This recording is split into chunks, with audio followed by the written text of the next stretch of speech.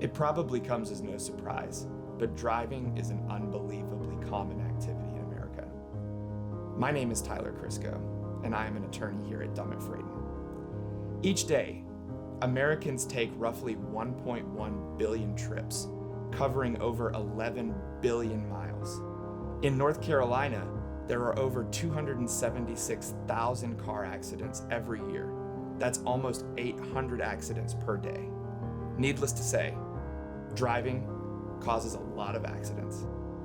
Understandably, crashes can be scary, but the law in North Carolina is clear. If you crash, you have to do three things. First, you have to stop the vehicle immediately. Second, you have to remain with the vehicle at the scene until law enforcement arrives and completes their investigation. And finally, you can't move the vehicle unless properly authorized to do so. Crash is broadly defined by statute and includes any event that causes injury or property damage by a vehicle in motion. Therefore, if you crash, it is a crime to drive away, walk away, or allow the vehicle to be moved. The punishment for hit and runs can be severe.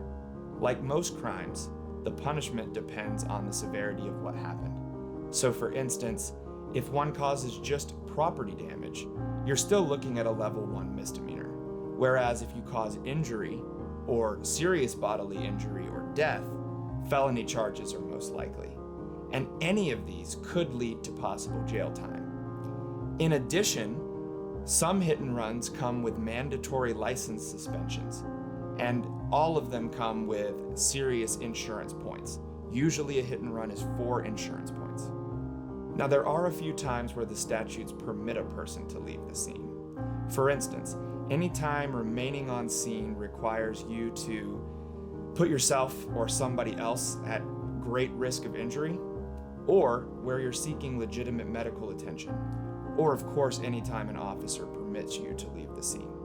However, if so permitted, you must return within a reasonable period of time.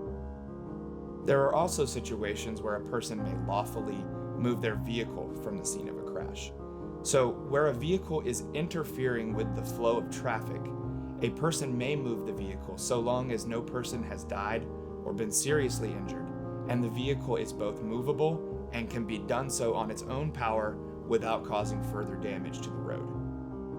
A few reasons are not acceptable for leaving the scene.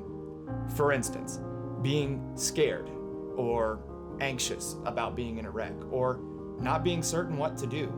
While these are reasonable, they're not lawfully valid. Additionally, anytime you have to be somewhere else or get to another place, that's not going to go far in a court of law.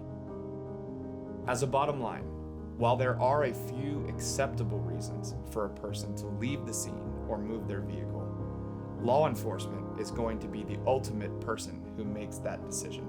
And if they don't agree with your reasoning, you are very likely going to be charged with a crime. So the best thing is, if you're in doubt, remain at the scene and leave later.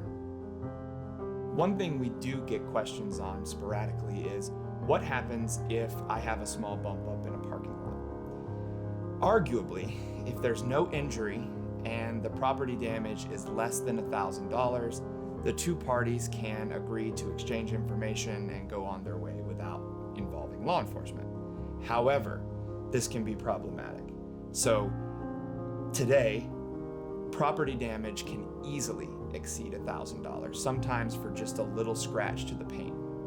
Additionally, what happens if the other person gives you a fake name or an insurance policy that has no coverage? It's just better to involve law enforcement rather than to risk these things happening to you. Hopefully this message has reached you in time so that if you have a car crash, you'll know what to do. However, if it's reaching you too late and you've already been charged with hit and run, the best thing that you can do is to call an experienced criminal defense attorney. Dummett Fraden has been helping those charged with crimes for over 30 years. So if you've had a hit and run, give Dummett Fraden a call today.